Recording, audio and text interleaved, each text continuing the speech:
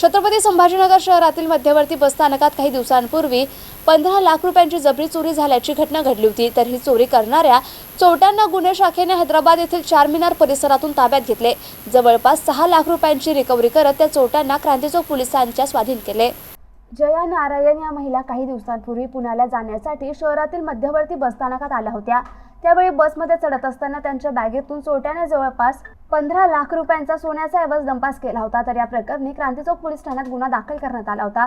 गुन्ह्याचा तपास गुन्हे शाखेकडे वर्ग केल्यानंतर गुन्हे शाखेचे वरिष्ठ पोलीस निरीक्षक संदीप गुरमे यांच्या पथकाला गुप्त बातमीदारामार्फत माहिती मिळाली की बसस्थानक परिसरातील चोरटे हे हैदराबादला आहे।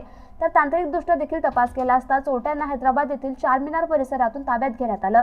तर त्यांच्याकडून जवळपास 6 लाख रुपयांचे दागिने जप्त करण्यात आले।